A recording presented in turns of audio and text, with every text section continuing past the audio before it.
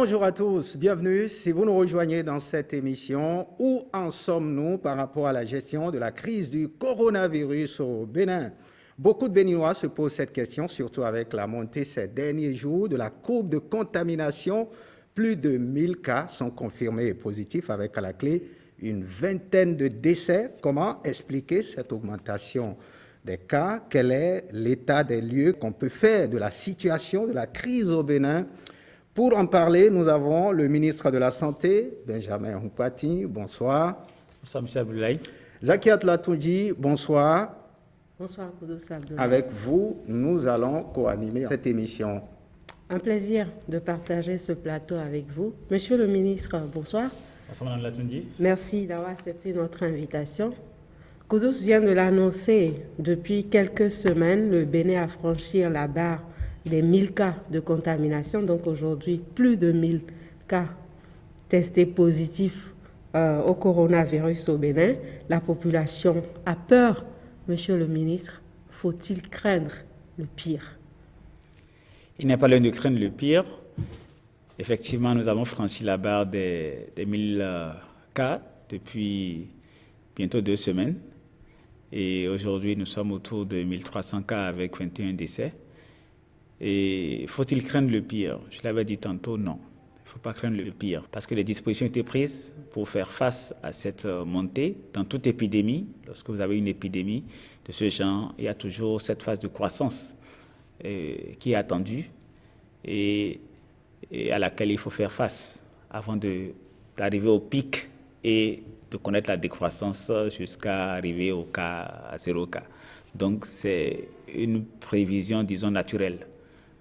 Voilà. Monsieur le ministre, une prévision naturelle, vous avez parlé de pic. Alors, pourquoi lever le cordon sanitaire et assouplir certaines mesures de restriction alors qu'on sait que le pic est attendu pour juin, juillet et toutes ces opérations ont été préalablement faites en mai? Lorsque vous regardez la distribution épidémiologique aujourd'hui, vous vous rendez compte aisément que la majorité des cas sont concentrés dans l'ancienne zone du cordon sanitaire. Et quand vous regardez au jour d'aujourd'hui, en fait, même depuis le début du mois de juin, la zone qui va jusqu'au septentrion, malgré la levée du cordon sanitaire, vous vous rendez bien aisément compte qu'il n'y a pas eu plus de cas. Donc vous vous rendez compte au jour d'aujourd'hui que aussi bien le cordon sanitaire a été pertinent à un moment donné, parce que il y avait des données qui allaient dans ce sens. Aujourd'hui, ce n'est plus opportun forcément d'avoir ce cordon sanitaire parce que d'autres conditions favorisent grandement la propagation de cette épidémie qui nous amène tout droit vers le pic. Qu'en est-il des autres mesures, l'ouverture des lieux de culte et autres? L'ouverture des lieux de culte que nous avons eu à opérer, comme vous avez pu le rendre, le gouvernement a entrepris depuis quelques jours des concertations avec différents acteurs. Nous avons pris la mesure des choses, nous avons mis en place un certain nombre de mesures à un moment donné et graduellement nous avons commencé à diminuer ces mesures. Et nous réévaluons de façon régulière ces mesures avec les acteurs pour apprécier si le respect des mesures qui sont mises en place par le gouvernement tout en favorisant la levée de ces mesures est strictement respectée. Si ces mesures sont respectées, c'est-à-dire les gestes barrières, pour parler de façon plus précise, si ces gestes barrières sont respectés tout en favorisant l'ouverture, par exemple, des lieux de culte, je pense qu'il n'y a pas de raison de lier forcément la recrudescence des cas à cette levée de restrictions. Donc, l'évaluation de ces mesures sont faites de façon régulière, comme on l'a dit. Les mesures idoines sont prescrites par le gouvernement et les responsables de ces lieux de culte, de commun accord avec le gouvernement, mettent en place tout ce qu'il faut pour s'assurer que ça ne favorise pas encore d'autant plus la propagation de l'épidémie. Donc, il n'y a pas de raison de s'inquiéter par rapport à certaines dispositions qui ont été prises par le gouvernement. Dans l'évolution du débat, on abordera ces comportements qui nous exposent davantage aujourd'hui à la pandémie du coronavirus. Mais déjà, faisons l'état des lieux. Quelle est la situation épidémiologique à ce jour avec le coronavirus au Bénin? La situation épidémiologique du coronavirus à ce jour, nous avons autour de 1300 cas avec 21 décès. Et plus du tiers de ces cas est déjà guéri. Les 2 tiers sont encore en cours de traitement, soit à domicile, soit sur les sites de prise en charge. Plus de 75% des cas sont concentrés dans la zone de l'ancien cordon sanitaire, dans les départements du littoral, pour près de 50%, de l'Atlantique et de l'Ouémé. Le reste est un peu disséminé un peu partout dans le pays. Il faut dire que la majorité des cas, s'il est vrai, sont sans signe ou bien présentent des signes mineurs. Nous avons de plus en plus de cas graves. Et c'est ces cas graves qui peuvent malheureusement aboutir à des décès, malgré la prise en charge qui est mise en place par le gouvernement. Alors, quelle est la tendance de la courbe? Est-ce que ces cas sont tous des cas communautaires ou c'est des cas importés, ces cas testés positifs? Nous avons de plus en plus de la contamination communautaire, effectivement. À un moment donné, nous avions eu plus de cas importés, mais là, aujourd'hui, nous avons vraiment, véritablement affaire à une transmission communautaire. C'est au sein de la communauté que s'opère la transmission.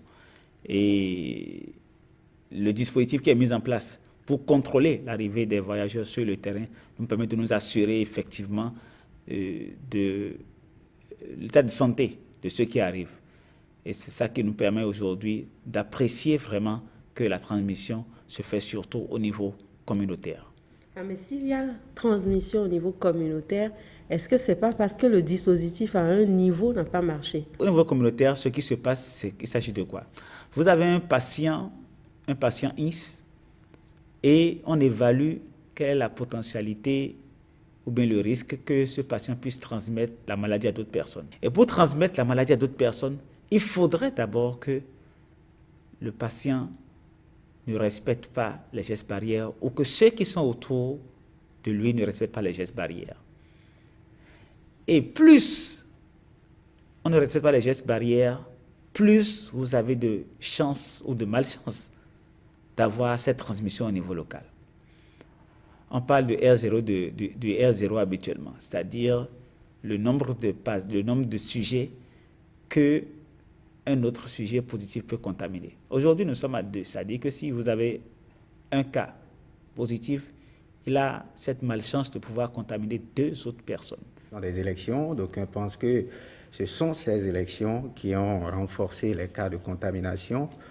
Est-ce que vous avez la même lecture que ces Béninois?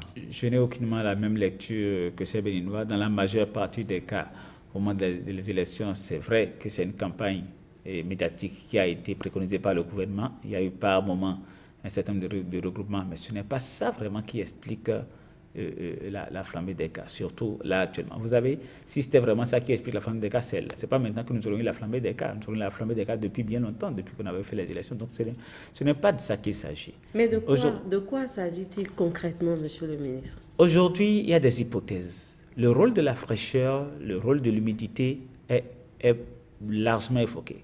En Occident, nous avons assisté à ça. C'est au cours de l'hiver, de la période de l'hiver, que nous avons assisté vraiment au pic de l'épidémie, à la recrudescence des cas. Aujourd'hui, nous avons quitté la période de la saison sèche, nous sommes entrés dans la saison pluvieuse et ça coïncide effectivement avec la recrudescence des cas sur toute la zone côtière. Ce n'est pas seulement du Bénin qu'il s'agit. Quand vous regardez bien toute la zone côtière au niveau des autres pays de la sous-région, c'est la même situation qui se produit. Nous avons une augmentation du nombre de cas. Et quand on regarde également l'évolution à l'intérieur du pays, on se rend compte que les autres régions qui aujourd'hui sont au chaud ou bien sont bien secs, c'est-à-dire toute la région septentrionale, il n'y a pas beaucoup de cas. Les pays également qui sont au niveau sahélien également aujourd'hui sont pratiquement à 0 cas. Donc, il faut vraiment intégrer cette notion de l'hibernation qui rentre en ligne de compte dans la propagation des cas. Est-ce qu'il ne faut pas craindre qu'il y aura vraiment le pire? Il ne faut pas craindre le pire lorsque on essaie de se faire à l'idée que le mal est là et qu'il faut impérativement respecter strictement les mesures barrières, parce que c'est de ça qu'il s'agit. Lorsqu'on respecte les mesures barrières, comme je l'avais dit tantôt, le R0, c'est-à-dire le risque de transmettre, la faculté de transmettre le mal à d'autres personnes devient de plus en plus faible. Et plus il s'affaiblit, plus nous allons avoir moins de cas. Nous allons finir avec le pic, commencer la recrudescence et en finir. Mais moins les populations vont respecter les gestes barrières, plus nous allons avoir des problèmes. Surtout dans la zone où nous avons actuellement les pluies. C'est pour ça qu'il est important d'intégrer forcément dans les éléments de riposte qui sont en train d'être activés l'obéissance aux prescriptions qui sont faites en matière de gestes barrières, le respect de la distanciation, le port systématique de masques qui est un élément majeur, fondamental. Parce que vous pouvez avoir le germe autour de vous, ça tourne autour de nous, certes, mais tant que vous n'avez pas touché à ce germe et l'avez envoyé au niveau de vos voies aériennes, c'est-à-dire dans votre nez ou dans votre bouche, vous ne pouvez pas développer la maladie. Et si vous avez effectivement votre masque en place, vous ne pouvez pas l'envoyer. Et si vous êtes malade, si vous avez votre masque, vous ne pouvez pas non plus transmettre le germe. Donc il est fondamental que nous puissions respecter ces règles éditées. Et au-delà de ça, on parle du lavage des mains. On parle de la désinfection des mains à la solution hydroalcoolique. Parce que tout simplement, même si le germe évolue dans notre environnement, parce qu'il a trouvé un environnement favorable, il suffit de respecter ces gestes pour que vraiment on puisse éviter la propagation. C'est vrai que vous nous invitez à la sérénité, mais quelles sont les projections qu'on peut faire? À quoi doit-on s'attendre les prochains jours? Est-ce qu'il y a une estimation de cas de contamination que vous faites? Sinon, à quand peut-on s'attendre au véritable pic?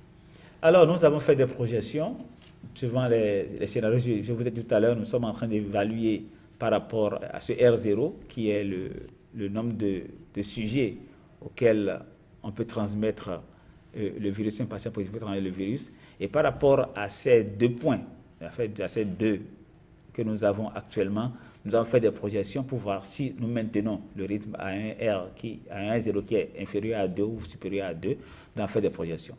Si chaque individu potentiellement malade ou malade est en mesure de transmettre à moins de 2 autres personnes le virus, nous pourrons connaître, selon les projections qui ont été faites par les biomathématiciens, nous pourrons connaître le pic de cette épidémie au cours des mois de juillet, août. Par rapport au cas que nous avons actuellement, quelle est la tranche d'âge? Est-ce que les jeunes sont aussi concernés? Parce qu'on apprend dit ces jeunes ont une immunité qui les expose moins au virus. C'est vrai que la jeunesse de la population est un élément qui va en faveur d'une meilleure maîtrise de la situation, mais il faut faire très attention. Ce n'est pas parce qu'on est jeune qu'on ne contracte pas le virus. Nous avons beaucoup de jeunes qui ont contracté le virus et également des jeunes qui peuvent en mourir. Il y a même des jeunes qui sont morts parmi les 21 qui sont déjà décédés. Donc il faut faire très très attention. Vous parlez de 21 décès, c'est vrai, dans notre contexte, on peut voir que ces chiffres sont alarmants. Est-ce qu'on peut prévoir la reprise de ces mesures de restriction qu'on avait prises auparavant? Est-ce qu'on peut retourner à la case départ, la fermeture des lieux de culte, les écoles, le cordon sanitaire, au regard de l'évolution de cette situation? Le gouvernement a dès le départ pris la mesure des choses et a mis en place un certain nombre de dispositions qui sont, comme je l'ai rappelé tantôt, évaluées chaque jour. Au jour d'aujourd'hui, la question ne se pose pas. Nous évaluons toujours pour voir quel est le degré de respect des mesures mises en place, pour apprécier l'opportunité ou non de retourner à ces mesures que nous avions eu à relever tantôt. Donc, on peut aller plus loin, comme on peut revenir de façon progressive sur certaines mesures. Donc, chaque fois, les décisions seront évaluées par le comité interministériel mis en place par le comité scientifique pour prendre les décisions les plus appropriées en fonction de l'évolution de la situation. Pour l'instant, la situation reste sous contrôle, c'est bien ça? Pour l'instant, la situation est sous contrôle. Mais comment vous expliquez que dans certains pays, Ils sont passés par le confinement. Après, au regard de l'évolution des chiffres, ils sont arrivés au reconfinement. Ici, il n'y a pas eu de confinement, mais plutôt la mise en place du cordon sanitaire. Après, on a levé le cordon, mais le nombre de personnes contaminées augmente de jour en jour. Oui, il faut comprendre quelque chose. Par rapport au confinement, je crois qu'on s'est bien entendu là-dessus. Le confinement total pur n'est pas pour nos pays. Ce n'est pas réaliste, ce n'est même pas, ça ne peut pas être réalisé. Par contre, la stratégie du cordon sanitaire que nous avons mis en place, comme je l'ai souligné tantôt, il faut l'évaluer aujourd'hui pour voir est-ce opportun. Et vous avez bien vu la démonstration. Malgré que le cordon sanitaire aujourd'hui a été levé, à cause d'autres paramètres qui se sont ajoutés, notamment climatiques, aujourd'hui, c'est la situation que nous avons. Et nous avons bien une concentration qui est bien limitée. Donc, cette situation sera réévaluée, comme je l'ai dit tantôt, avec tous les éléments épidémiologiques autour, avec le comité des experts, pour que les décisions les plus appropriées soient prises. Mais chaque fois, ce sera pesé vraiment au cas par cas pour apprécier. Si demain, on se rend compte que non, c'est au niveau des lieux de culte que nous avons le plus de contamination, ou bien des transporteurs que nous avons rencontrés dernièrement, que nous avons le plus de contamination, il n'y a pas de raison que le gouvernement n'apprécie pas sa juste valeur, cette nouvelle donnée, et prenne des décisions appropriées par rapport à ça. Donc, vous arrivez à catégoriser les types de personnes qui sont dépistées positives? Nous arrivons à catégoriser les personnes qui sont dépistées positives. Nous arrivons à voir quelle est la tranche d'âge, c'est quel sexe, d'où ils proviennent, de quelle commune ils proviennent, ainsi de suite. Nous arrivons à catégoriser. Aujourd'hui, en fonction des catégories, quelles sont les catégories les plus touchées? C'est disséminé un peu partout. C'est vraiment disséminé, que ce soit des intellectuels ou des personnes qui ne sont pas intellectuelles, que ce soit dans les villages ou dans les villes, c'est vraiment disséminé un peu partout aujourd'hui, dans le cordon, dans la zone de l'escordon sanitaire. Donc il n'y a pas vraiment, pour le moment, à stigmatiser ou à catégoriser une population ciblée pour dire que c'est eux qui sont le vecteur de transmission du virus. Parlant des mesures de prévention, notamment à la sensibilisation, certains pensent que ce serait mieux d'intégrer ou d'impliquer les élus locaux dans le combat par rapport à la sensibilisation. Absolument, les élus locaux sont impliqués.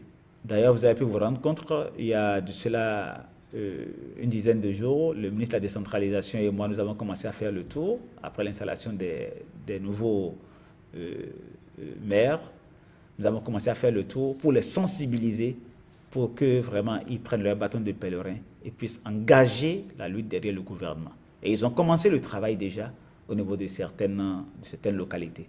Parce que forcément, il faut de l'action au niveau communautaire pour que nous puissions arriver à convaincre la population, non seulement de croire en l'existence du mal, mais également d'adopter les mesures barrières et de les respecter strictement. C'est encore une fois la clé pour contrôler la propagation de l'épidémie. Alors dans l'opinion, il y a beaucoup qui disent, pour une maladie aussi grave, qui tue à ce point, comment on peut dire que c'est le lavage de mains, le respect de la distanciation sociale et le port du masque? Ça paraît banal pour certains. Ça paraît banal, certes, mais c'est vital. Banal, mais vital. Parce qu'il faut qu'ils comprennent comment est-ce que le virus peut rentrer dans l'organisme. Le principe de base, c'est que le virus rentre dans l'organisme. Et il faut éviter donc que le virus rentre dans l'organisme. Et pour que le virus ne rentre pas dans l'organisme, il est impératif qu'il ne soit pas en contact avec les voies aériennes. Et pour ça, même s'il est dans les mains, il est sur une surface, on a touché, il est sur les mains, il suffit de se laver les mains à l'eau au savon et on l'élimine. De fait, même si on met sa main au visage, on ne risque pas de l'envoyer dans les narines ou dans la bouche. L'autre chose, c'est que lorsqu'on porte des masques, même qu'on touche son visage, il n'y a pas de possibilité d'envoyer quelque chose à l'intérieur parce qu'il y a une barrière qui est là.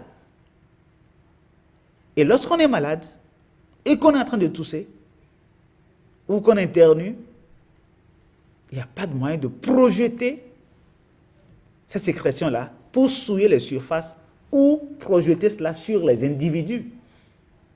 Et auquel cas, la personne ne porterait même pas de masque et qu'on respecterait une distance d'au moins 1 mètre avec cette personne, même si elle tousse, la sécurité ne pourra jamais venir sur la personne. C'est ça le principe de base. Il faudrait éviter d'être en contact avec le virus ou alors lorsqu'on est en contact, de le nettoyer immédiatement et de l'éliminer. C'est ça le principe de base. Donc, que les populations se disent que c'est des mesures trop simples et trop simplistes, ça a fait ses preuves partout ailleurs. Qui regarde un peu la télé, ce qui se passe. Comme vous allez en Asie du Sud-Est, le port de masque est devenu quasiment systématique. Même en dehors de la crise, les gens sont habitués à porter le masque parce qu'ils ont eu à traverser d'autres épidémies de maladies respiratoires par le passé. Et c'est peut-être le futur qui nous attend, je ne sais pas. Voilà, il y a une action qui se fait, qui se mène sur le terrain, le dépistage qui se fait de manière discrète, pas très visible. Décrivez-nous un peu le processus, comment ça se fait concrètement? Alors, par rapport au dépistage, le gouvernement a mis en place dans chaque commune, au minimum, un site de dépistage. Nous avons aujourd'hui 89 sites de dépistage dédiés totalement, en dehors du fait qu'au niveau des hôpitaux et de certaines structures de santé, aussi bien publiques que privées, nous avons mis en place également des kits pour dépister les cas. Parce que si un malade vient et présente des signes, il faut pouvoir rapidement le prélever et avoir la certitude que ce n'est pas la Covid.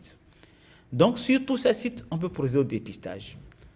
Dès le départ, et c'est tout à fait naturel, la priorité a été accordée aux personnes qui sont symptomatiques, qui présentent des symptômes. Donc, ils présentent des signes. Lorsque quelqu'un présente un signe et se présente sur un site, automatiquement, on le dépiste, on fait les prélèvements nécessaires et le résultat est donné. En dehors de ça, lorsqu'on a un seul patient qui est positif, automatiquement, on recherche les cas contacts. Comme je vous l'ai dit, un cas qui est positif a la faculté de donner ce virus à environ 2 personnes aujourd'hui. Et ces 2 personnes, s'ils l'attrapent, ils vont le donner encore à 2 autres personnes. Les 2 autres qui l'attrapent vont la donner à 2 autres et ça va s'étendre. Donc, il est très important lorsqu'on trouve un cas qu'on recherche immédiatement ces contacts et qu'on les dépiste. Donc, priorité, on dépiste les cas qui sont symptomatiques. Deuxième, on dépiste les cas qui sont des contacts, des sujets contacts de ces cas positifs. Et au-delà, maintenant, il y a des corps qui sont fortement exposés. Quand je prends le corps de la santé, vous pouvez respecter le port de masque, vous pouvez respecter le lavage des mains ou la désinfection à l'eau ou à la solution hydroalcoolique, mais vous ne pouvez pas respecter la distanciation avec un malade, puisque vous devez l'examiner. Donc, pour ces corps qui sont exposés, nous procédons également à un dépistage systématique pour nous assurer qu'ils sont bien portants, qu'ils n'ont pas le germe, parce que la transmission peut être très forte. Un médecin qui est malade a la faculté de transmettre ça à beaucoup de malades automatiquement, puisqu'il est en contact physique avec les autres. Donc, il y a ces corps qui sont dépistés. Et nous ouvrons de plus en plus pour que lorsque les sujets quand même se présentent, qu'on puisse également les dépister. Parce que nous avons la clé aujourd'hui, la clé pour contrôler les cas graves, pour contrôler les décès, c'est que lorsque un sujet présente ne serait-ce qu'un demi-signe pour parler, pour dire qu'au moindre petit signe, il doit se présenter immédiatement dans une structure de dépistage, que ce soit dans un centre de santé ou au niveau des sites dédiés, pour qu'on puisse le prélever et s'assurer que ce n'est pas la COVID-19. Devant un signe évocateur aujourd'hui, jusqu'à preuve du contraire, il faut se dire qu'on a la COVID-19 d'abord et agir comme tel. Mais puisque vous parlez de signes, c'est bien quand même qu'on revienne sur ces signes-là rapidement. Quels sont les signes de cette maladie? Les signes habituels de cette maladie aujourd'hui, c'est les signes d'abord qu'on a lorsqu'on a la grippe ou le palu, la fièvre, la toux, le rhume, l'éternuement, les maux de gorge et des signes clés qui sont apparus dernièrement, qui sont de plus en plus fréquents, c'est qu'on ne sent plus les odeurs ou on ne sent plus le goût des aliments. Alors, c'est tous les symptômes à la fois ou dès qu'on commence à ressentir un symptôme, il faut s'inquiéter? Dès qu'on a un seul de ces symptômes, attention, il faut automatiquement avoir le réflexe de se porter vers un site de dépistage. C'est vraiment le message le plus fort que le gouvernement lance aujourd'hui. Parce que c'est vrai qu'on a beaucoup de sujets qui sont asymptomatiques, Mais en fait, à un moment donné, ils ont eu ces petits signes en fait, qui leur ont absolument rien dit, ne serait-ce que quelques douleurs à la gorge très, très légères, ou alors un éternuement une fois sur deux comme ça, qui ne dit rien, ou alors, ce qui attire le plus l'attention, c'est le goût ou l'odeur. C'est ça qui les inquiète aujourd'hui le plus. Nous sommes en période de paludisme, la fièvre sera là, au rendez-vous, parce que le paludisme est là. Et c'est pour ça que systématiquement, dans ce cas des dépistages, lorsque quelqu'un vient et présente des signes, notamment la fièvre, on le fait non seulement le test pour la Covid, mais on fait également le test du palu. Pour ne pas confondre. Exactement. Et l'association n'est pas exclue également. Donc, c'est cette stratégie aujourd'hui que nous mettons en place pour essayer de contrôler au mieux. Parce que, prise en charge très tôt, on évite les complications. Voilà. Pourquoi alors faire ce dépistage de manière sélective? Pourquoi ne pas le faire comme on le fait avec les vaccinations, aller dans les maisons, faire du porte-à-porte? Je prends une population d'environ 100 personnes. Supposons que nous sommes ici dans une communauté de 100 personnes. Et qu'aujourd'hui, nous décidions de faire le dépistage systématique. Nous dépistons les 100 personnes. On dépiste les 100 personnes, on trouve que nous sommes tous négatifs. Quelqu'un sort d'ici et rentre dans une autre communauté demain et ramène le virus. On ne sait pas. Et on le dépiste. Peut-être dans 3 jours, on trouve qu'il est positif. On est obligé, parce qu'il est en contact avec les 100 personnes-là, de reprendre le dépistage pour les 100 personnes, parce que les 100 personnes sont devenues des sujets contacts. Alors, si on y prend garde, on risque de passer chaque semaine à faire des dépistages pour ces mêmes personnes. C'est pour ça que, autant on a envie de dépister massivement tout le temps, autant il faut également avoir des guidelines bien clairs pour pouvoir orienter ce dépistage. Et les sites de dépistage sont-ils ouverts à monsieur, madame, tout le monde? Les sites sont ouverts à monsieur, madame, tout le monde. La preuve, c'est que si vous avez un signe, vous vous présentez, vous dites « j'ai un signe ». Ou alors, écoutez, j'ai peur que quelqu'un n'ait été contaminé, je viens, je m'inquiète. Mais je veux connaître mon statut. Parce qu'il y a tel élément, on vous dépiste. Aujourd'hui, nous sommes en train d'avancer plus loin parce qu'il faut traiter la file active. Nous sommes à plus de 1000 tests aujourd'hui par jour. Et de fait, il faut pouvoir gérer le rendu des résultats. Et c'est pour ça que nous allons vers la digitalisation du test pour que les gens puissent remplir déjà le formulaire en ligne et qu'on puisse également leur faire le rendu du résultat en ligne pour qu'ils puissent avoir le résultat vraiment en temps réel. Nous sommes en train d'avancer dessus. Dans les prochains jours, nous allons pouvoir rendre ça totalement opérationnel. C'est vous dire quoi? C'est vous dire que le dépistage, le gouvernement a pris les dispositions. Nous avons mis en place 14 laboratoires déjà fonctionnels sur l'étendue du territoire. C'est le seul pays de la sous-région qui a fait ça. Dans chaque département, il y a un laboratoire de microbiologie qui a la possibilité d'effectuer le diagnostic. Et de fait, le diagnostic est décentralisé totalement. Ça nous permet vraiment de répondre aux besoins de dépistage et de fait d'apporter des réponses adaptées à chaque situation de cas positif. Donc, avec cela, nous espérons pouvoir contrôler l'évolution parce que si vous arrivez à trouver les cas positifs, à rechercher les contacts, à les contrôler, c'est la clé de voûte pour contrôler l'épidémie. Voilà, les centres de dépistage sont érigés dans tous les départements et le personnel soignant. Vous avez dit que c'est le personnel qui est au front, qui est en première ligne. Comment ce personnel est-il traité? Alors, il faut vraiment là rendre hommage à ces acteurs qui, de jour comme de nuit, parce que c'est vraiment de jour comme de nuit, qui sont sur le terrain en train de se battre vaillamment contre ce virus. En effet, au niveau de chaque zone sanitaire, de chaque commune, nous avons des agents de santé qui sont organisés en équipe d'intervention rapide. Et sur les sites de prise en charge, nous avons d'autres qui sont totalement dédiés, qui sont sur ces sites de prise en charge, qui ne rentrent plus chez eux depuis qu'ils sont là, ils sont en quarantaine, parce que quand vous êtes sur une prise en charge, vous ne rentrez plus dans votre famille, au risque de contaminer votre famille, au cas où vous serez contaminé. Donc, ils sont totalement sur les sites de prise en charge et qui, de jour comme de nuit, officient pour essayer de contrôler la pandémie. En effet, vous savez que nous avons le centre d'écoute, le call center, qui reçoit beaucoup d'appels. C'est au minimum 1000 appels par jour.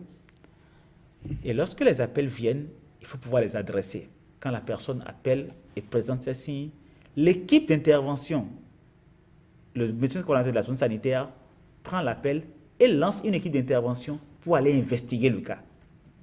Soit à domicile, lorsqu'on se rend compte que la personne présente des signes qui font que, attention, il ne peut plus bouger. S'il est en détresse respiratoire, on ne peut pas l'envoyer, on ne peut pas le faire bouger. On envoie une ambulance pour aller régler le problème à domicile et le transporter vers les sites de prise en charge. Ou alors, c'est pour un besoin de diagnostic et on l'oriente pour qu'elle puisse aller vers le site de dépistage. Et de fait, donc, ces équipes travaillent de jour comme de nuit, 24 heures sur 24. C'est des agents de santé qui sont recrutés qui ont été identifiés parmi déjà ceux qui travaillaient dans le zone sanitaire, mais c'est également des volontaires qui vous souviennent que le gouvernement a lancé entre-temps un recrutement de volontaires.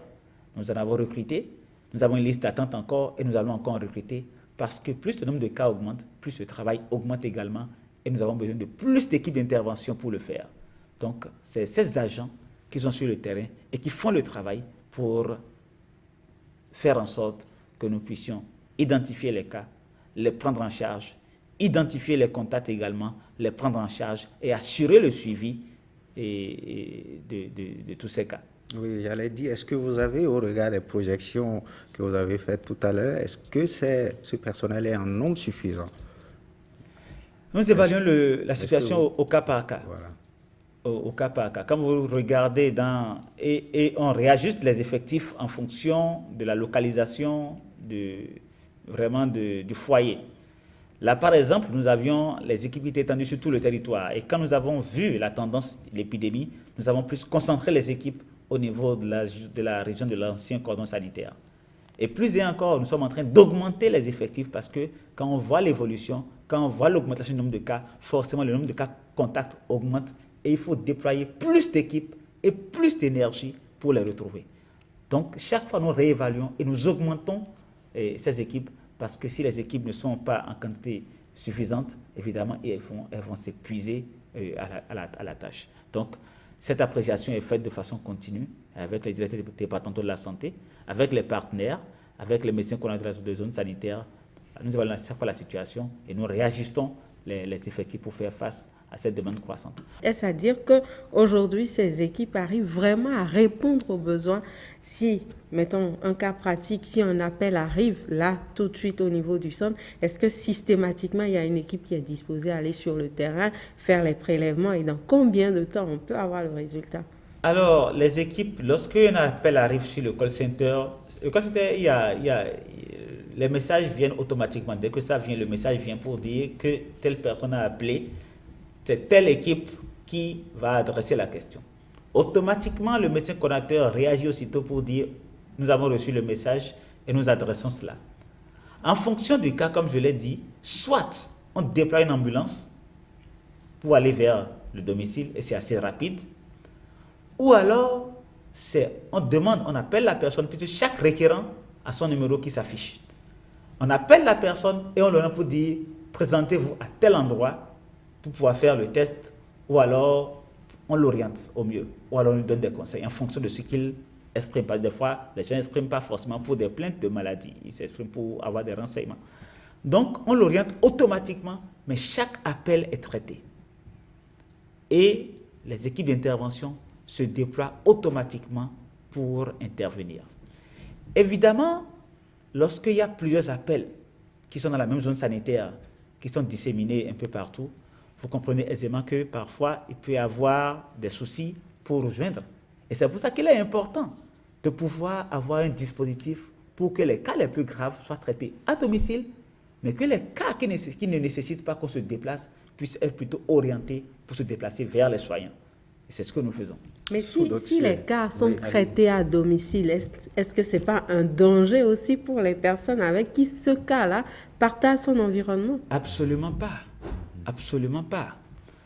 Tous les pays, même les pays occidentaux, c'est ce qui a été fait. Une partie des cas est traitée à domicile, les cas les plus graves dans les structures hospitalières. Parce qu'un cas qui n'a pas de symptômes ou qui a très peu de symptômes, Il s'agit de quoi exactement pour sa prise en charge? Il s'agit de prendre ses médicaments. Il s'agit de respecter les gestes barrières. Il s'agit dans la maison de lui aménager son espace, qu'il occupe son espace. Et le reste de la famille respecte strictement les mesures barrières, d'accord, vis-à-vis de ce cas. Et également, reste en quarantaine. Si un cas vit dans un domicile avec 2 ou 3 personnes, ça signifie que les autres sont en quarantaine également. Il y a des habitations qui sont favorables, encore plus favorables à la gestion des cas à domicile. Je prends l'exemple des maisons à étage, où parfois on dédie un étage aux cas qui sont positifs. Parce que parfois il peut y avoir 1 ou 2 cas positifs dans la même maison. On dédie l'étage aux cas positifs et le reste de la famille reste en bas. Il y a plusieurs. En fait, on s'adapte chaque fois à la situation qui présente. Mais c'est l'équipe d'intervention qui va sur place, qui apprécie et qui les accompagne pour pouvoir mettre en place le plan qui permettra d'assurer une prise en charge à domicile correcte. Une fois que ce plan est mis en place, est-ce que vos équipes font le suivi aussi pour apprécier le respect de toutes ces mesures-là? Le suivi aujourd'hui se fait par téléphone. Lorsque vous avez un paludisme, Madame Latundi, que vous allez à l'hôpital, que vous faites une prescription, quand vous allez à la maison, personne ne vient vous voir à la maison pour vous obliger à prendre vos médicaments ou bien pour prendre votre température. Vous faites tout là. C'est exactement la même chose. Les équipes d'intervention les accompagnent pour mettre en place le plan de suivi à domicile. Et après, et c'est ça qui est important, parce qu'il faut que les populations comprennent. Elles exigent peut-être parfois que le soignant vienne matin, midi, soir pour les voir. Non. Mais il y a un risque c'est de ici. La discipline. Le risque ici, c'est que nous sommes en face d'une maladie très dangereuse et ça ne concerne plus seulement cette famille, mais toutes les autres familles autour sont exposées. Justement, chaque individu, y compris le malade, y compris ceux qui sont autour de ce malade, ils doivent avoir un certain sens de responsabilité. Est-ce qu'un individu peut accepter d'avoir sur la conscience d'avoir la mort de ses prochains?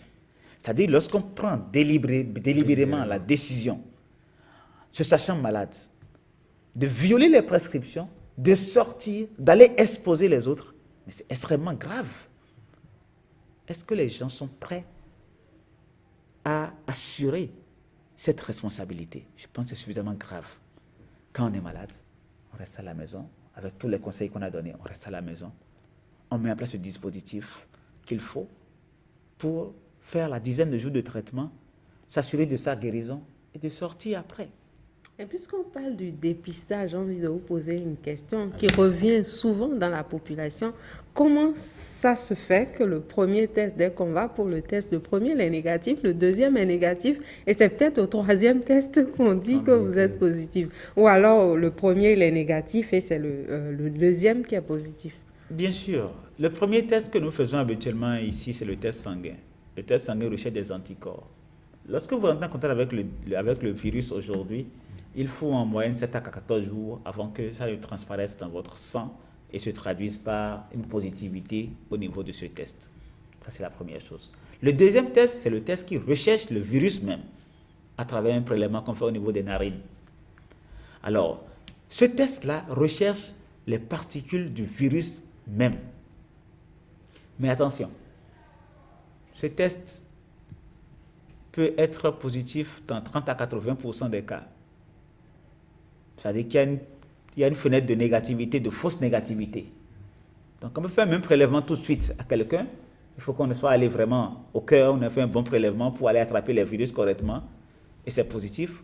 Ou alors c'est un mauvais prélèvement, on refait le même test 10 minutes après, le premier test est négatif, le deuxième test est positif. C'est ce qui explique parfois ces différences entre les résultats des tests qui sont faits par les prélèvements dans les narines. Idem pour les prélèvements au niveau du sang. Quand vous faites aujourd'hui, vous n'avez pas encore eu les anticorps, le test sera négatif. Quand vous refaites le même test dans 7 à 10 jours, le test sera positif parce que les anticorps sont déjà apparus au niveau de votre sang. Donc, c'est pour ça que chaque fois, il faut interpréter les résultats des tests. Il ne s'agit pas de dire le test est négatif, donc je n'ai pas la COVID et je peux faire ce que je veux. Non. Les médecins interprète les résultats du test en fonction des signes que le malade présente.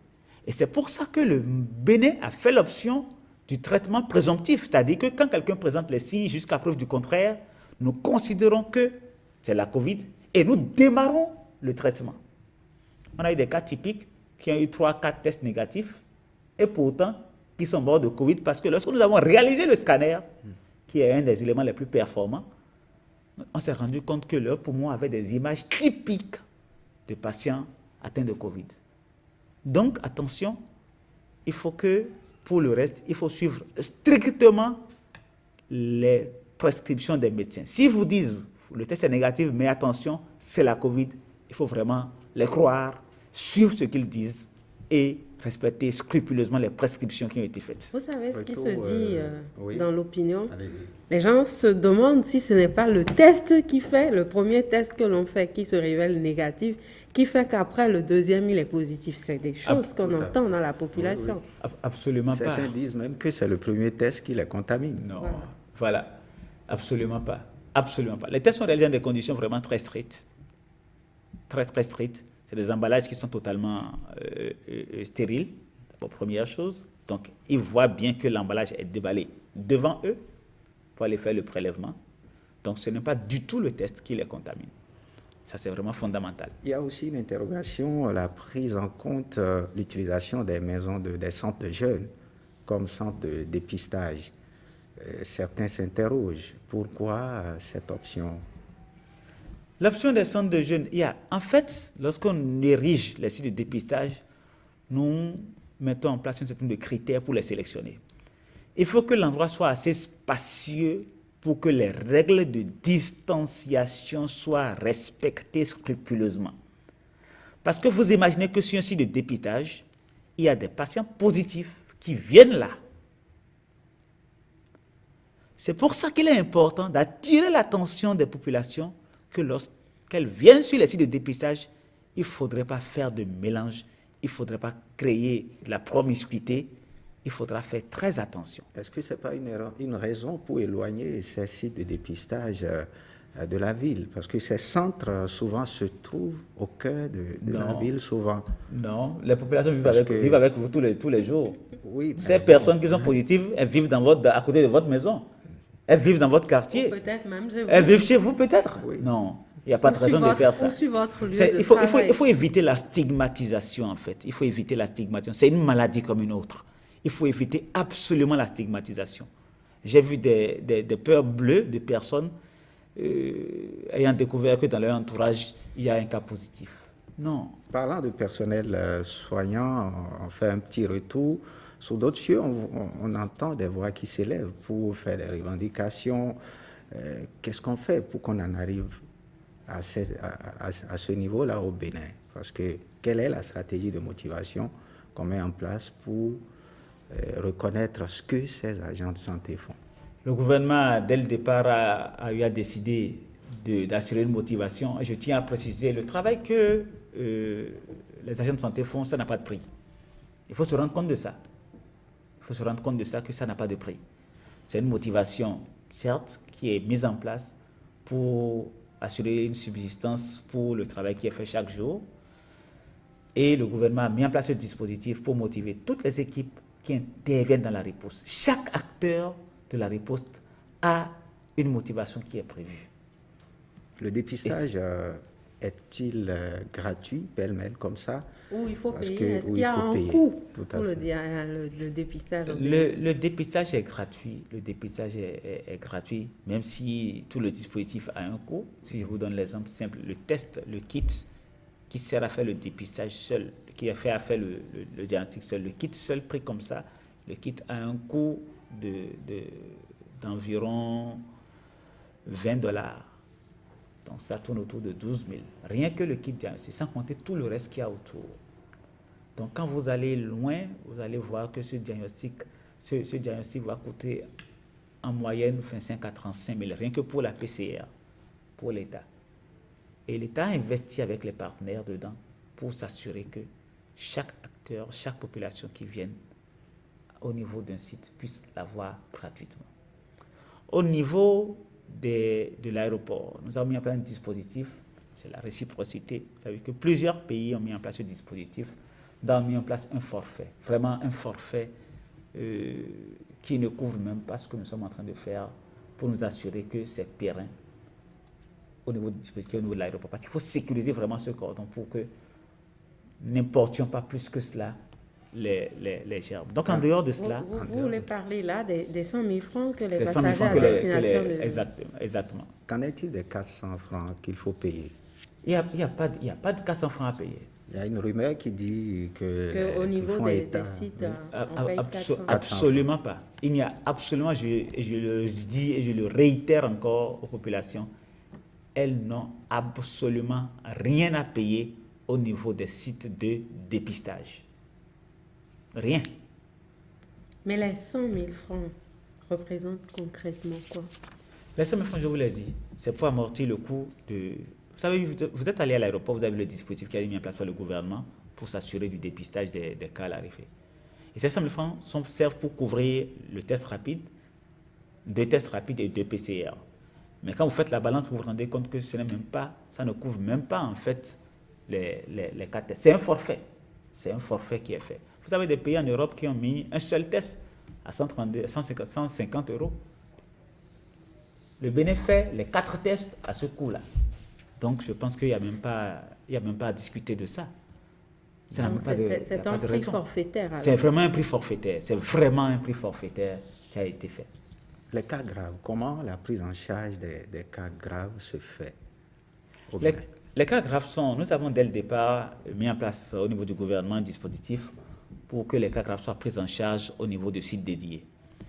Ainsi donc, nous avons identifié le site de l'ex-école de police, le site de l'hôpital Tundalada et le site de l'hôpital d'instruction des armées de Parakou pour les 3 premiers sites et le site de l'hôpital de Zunda Bomekalavi qui est en cours de montage et le site de l'hôpital du CHD de Natitengu pour s'assurer de la prise en charge des cas graves. Et au niveau de ces sites, il y a tout le personnel qui est dédié pour pouvoir assurer la prise en charge des cas graves, aussi bien des médecins, des infirmiers anesthésistes, réanimateurs, des médecins anesthésistes, réanimateurs, des cardiologues qui sont là sur place. Et au niveau de ces sites, il y a tout le dispositif, tout l'équipement qu'il faut pour prendre en charge les cas graves. Les cas graves, ce sont des cas de détresse respiratoire. Donc, il faut pouvoir assurer vraiment une prise en charge optimum. C'est des cas de patients qui ont des tares, que ce soit le diabète, l'hypertension, la drépanocytose et autres. Donc, tout est mis en place pour qu'on puisse assurer la prise en charge aussi bien des pathologies qui font que les cas deviennent graves, mais également de la détresse respiratoire qui s'installe. Nous avons mis en place un dispositif assez efficient qui nous permet de tenir actuellement et des protocoles faits d'un certain nombre de médicaments que nous avons eu à mettre en place pour pouvoir nous assurer qu'il y ait une prise en charge optimum afin de limiter vraiment au grand maximum le nombre de décès. Mais avec ces centres dont dispose aujourd'hui le Bénin, est-ce que le pays est vraiment doté de ce qu'il faut pour une bonne prise en charge, surtout qu'on craint un peu les chiffres pour les tout prochains jours? Nous avons mis en place ce dispositif. Il y a suffisamment de lits qui sont dédiés à ça. Et c'est pour ça d'ailleurs qu'il ne faut pas remplir les centres de prise en charge de cas graves, des malades qui sont asymptomatiques ou des malades qui ont peu de signes. Il faut dédier ces lits pour la prise en charge des cas graves. Et de fait, avec la stratégie qui est mise en place d'assurer la prise en charge des cas qui ne sont pas graves à domicile et juste des cas graves au niveau des sites dédiés, nous avons mis en place, je pense, le nécessaire qu'il faut pour nous assurer que tous les cas graves qui peuvent venir au niveau de ces structures soient correctement prise en charge et de manière efficiente. Le Bénin a fait l'option de la chloroquine pour traiter ou prévenir la COVID-19. Est-ce que délibérément les populations peuvent se rendre à la pharmacie pour s'acheter ces médicaments, pour se procurer la chloroquine? Alors, la stratégie mise en place par le gouvernement par rapport à la chloroquine, c'est d'abord que le principe de base, c'est que c'est lorsque le traitement commence tôt qu'il est le plus efficace. Et de fait, nous avons mis en place cette molécule au niveau de toutes les structures sanitaires et des structures de prise en charge. Mais, au-delà de ça, les pharmaciens ont le devoir de conseil, c'est-à-dire qu'ils peuvent délivrer des médicaments. Comme vous avez laissé la paracétamol, est-ce que vous avez montré une ordonnance? Rien du tout. Donc, il y a ça, il y a ce devoir des pharmaciens, et le gouvernement leur a rétrocédé cela par rapport à la chloroquine. Donc, le citoyen peut aller à la pharmacie, avoir ce conseil, avoir la chloroquine qui est conseillée par le pharmacien avec la bonne indication et la bonne posologie, et qu'il puisse prendre ça. En cas de symptômes ou simplement pour raison de prévention, c'est-à-dire autrement dit, est-ce qu'on peut aller en officine aujourd'hui acheter de la chloroquine parce qu'on veut prévenir une éventuelle contamination au coronavirus? Je précise que nous n'avons pas mis en place un protocole de prévention du coronavirus au Bénin. Mais un protocole de traitement. Nous avons mis en place un protocole de traitement et un protocole de prophylaxie, c'est-à-dire chez les sujets qui sont fortement exposés, notamment les agents de santé. Mais dans quel cas je peux aller en officine, me procurer de la chloroquine, même si je prends les conseils du pharmacien, et prendre de la chloroquine? Je prends un exemple simple, Madame Latoundji. Vous sentez, vous avez commencé à éternuer, vous avez commencé les premiers signes, vous mettez votre masque, vous vous rendez à la pharmacie qui est juste à côté de vous, vous dites à la pharmacienne, écoutez, il paraît qu'il faut commencer le traitement tôt, je sens des signes qui font ça. Elle vous dit, écoutez, d'accord, ok. Donc prenez et allez, le conseil qu'elle a donné, c'est prenez, d'accord, prenez ça et rendez-vous vers le site de dépistage. Parce que la suite du traitement, il ne s'agit pas seulement de la chloroquine. La suite du traitement dépend du diagnostic qui sera posé. Donc c'est juste une étape pour vous assurer que vous avez commencé tout le traitement, mais la suite, c'est se rendre obligatoirement dans une structure où le diagnostic va être posé et le traitement adapté va être mis en place. Il ne s'agit pas seulement de la chloroquine par rapport à la prise en charge. Monsieur le ministre, les examens de fin d'année sont là. Alors, quel conseil avez-vous à l'endroit des parents, des candidats et le personnel enseignant? Les examens de fin d'année sont là. Le gouvernement, dès l'entame, a eu à faire une distribution de masques au niveau des écoles pour s'assurer que tous les enfants aient de masques. Et le message aujourd'hui, c'est que les enfants, en venant au niveau des centres d'examen, portent systématiquement leur masque. Et je voudrais préciser pour nos apprenants que le masque, ce n'est pas seulement à l'intérieur de la salle de classe. Le masque, c'est partout. C'est dans la rue. C'est à la maison, en y allant.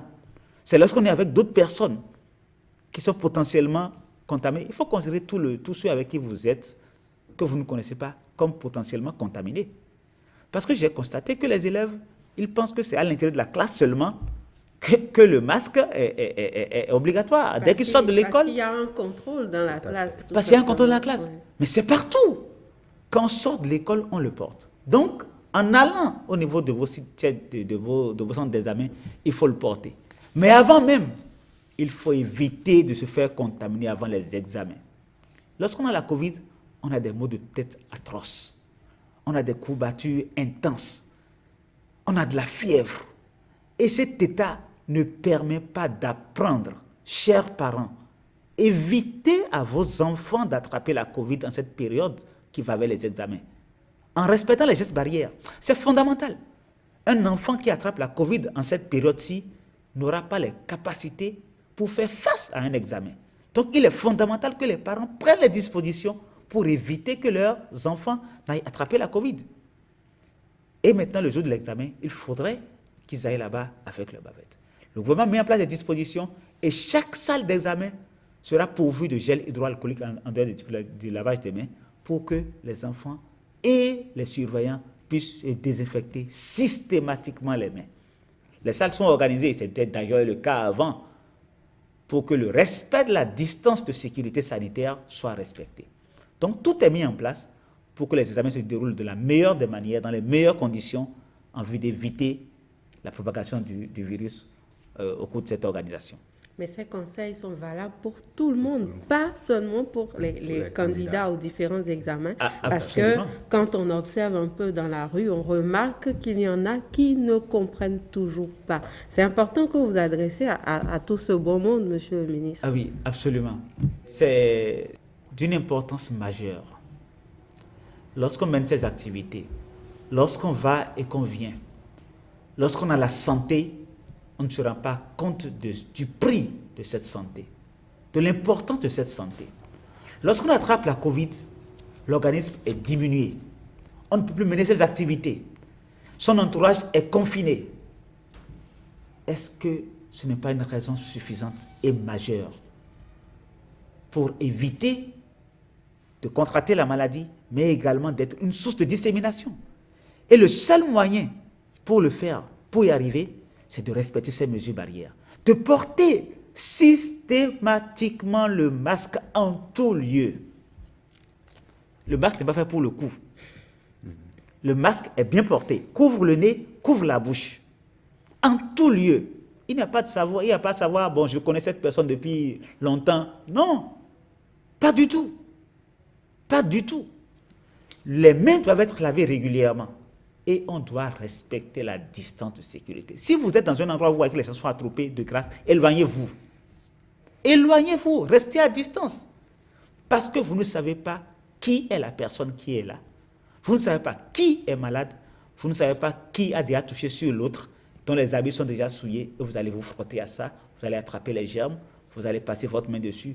Et vous allez vous contaminer parce que vous ne porteriez pas correctement votre masque. C'est suffisamment grave. On est en train de finir l'émission. Expliquez-nous un peu le processus d'inhumation des victimes de la COVID-19. Oui, malheureusement, nous avons des victimes de cette maladie. Et lorsque, en période d'épidémie, vous avez des décès, vous avez des cadavres, on les traite différemment. En effet, ces corps sont des sources potentielles de dissémination. C'est pour ça qu'il est formellement interdit la manipulation de ces corps. Donc, c'est les agents de santé exclusivement qui s'occupent de l'inhumation. De fait, nous avons ce que nous appelons des sacs mortuaires qui sont fabriqués pour ça, qui servent à envelopper les corps après un traitement avec des solutions adaptées. Ces sacs sont également traités par 2 fois, doublés, et les familles peuvent effectuer les rites en fonction de leur religion, mais à distance. Sur chacun des sites, vous allez voir qu'il y a une cabine mortuaire avec une baie vitrée et les parents voient tout ce qui s'y passe à l'intérieur pour s'assurer que le corps de leurs parents est traité vraiment avec tout le sérieux qu'il faut. Ils font les rites religieux à distance et après, le corps est amené vers le cimetière adapté, vers le lieu d'enterrement adapté en fonction de sa religion. Là-bas également, ils sont à distance et le corps est inhumé. Ils ne s'approchent pas du tout du corps. Les agents de santé qui s'occupent de cette inhumation, qui sont appuyés par les éléments de la Croix-Rouge, sont habillés de manière spéciale pour pouvoir le faire sans se contaminer. Les parents, souvent, amènent des cercueils et le sac mortuaire, déjà totalement traité, est mis à l'intérieur pour assurer l'inhumation. Est-ce qu'il y a une participation financière des parents de la victime? Au jour d'aujourd'hui, il n'y a aucune participation financière. C'est l'État qui assure tout ce qu'il faut. Puisque vous savez que les tombes appartiennent, enfin, les sites d'inhumation appartiennent à la mairie. Voilà. Donc l'État a un protocole d'accord avec les mairies et c'est l'État qui paie tout ce qu'il y a autour de cette inhumation. Donc les familles ne dépensent absolument rien. Les familles ne dépensent absolument rien. Et pour le transport, on entend aussi dire dans l'opinion que vous utilisez des véhicules banalisés pour transporter les dépouilles. Nous n'utilisons pas des véhicules banalisés pour transporter les dépouilles. Nous utilisons des ambulances dédiées pour transporter les dépouilles. Parce que chaque véhicule qui est utilisé pour transporter les dépouilles est traité après. Monsieur le ministre, qu'en est-il des médias? Quelle est l'implication des médias? Parce que ces derniers jours, on a déploré le relâchement de l'observance des gestes barrières. Est-ce que ce n'est pas dû aux stratégies de communication. Vous savez très bien, pour y avoir pris part, qu'avec les médias, le travail se fait tous les jours. C'est au quotidien que le travail se fait avec les médias. Aussi bien avec les agents du ministère de la Santé qu'avec d'autres personnes. Donc c'est un travail continu qui se fait avec les médias. Monsieur le ministre, on vous retourne la première question. Faut-il craindre le pire? Parce que là, nous sommes en train d'amorcer le dernier virage. Faut-il craindre le pire par rapport à la COVID-19? Il n'y a pas le pire à craindre si. Donc il y a des possibilités de craindre le pire. Si la population respecte scrupuleusement les prescriptions du gouvernement en matière de respect des gestes barrières, c'est-à-dire le port systématique de masques, en tout lieu, le respect de la distance de sécurité sanitaire et le lavage systématique des mains à l'eau et au savon. Premièrement. Deuxièmement, il n'y a pas lieu de craindre le pire si chaque personne, au moindre petit signe, se présente ou appelle pour être prise en charge immédiatement. Je vous l'ai dit, c'est la clé de voûte pour éviter les cas graves. Et si nous arrivons à faire ces deux choses, je vous assure, il n'y a pas de pire à craindre dans notre pays. Mais si les prescriptions sont violées par les populations, si les populations sont incrédules, ne croient pas à l'existence de la maladie et continuent de faire comme d'habitude, en ne respectant pas les gestes barrières, alors on pourrait avoir du souci à se faire. C'est pour ça qu'encore une fois, je les appelle à un sens de responsabilité aigu, aussi bien individuelle que collective, pour nous éviter d'arriver à matérialiser cette crainte que vous exprimez si tant. Éviter donc le pire en respectant les gestes barrières. Zakiat Latunji, cette émission est ainsi terminée. Koudous Abdoulaye, merci. Monsieur le ministre, merci. Nous allons inviter chacun d'entre nous à respecter les gestes barrières parce que le coronavirus sévit. Voilà, le coronavirus est mortel. Ainsi se referme cette émission. Merci de nous avoir suivis. À très très bientôt.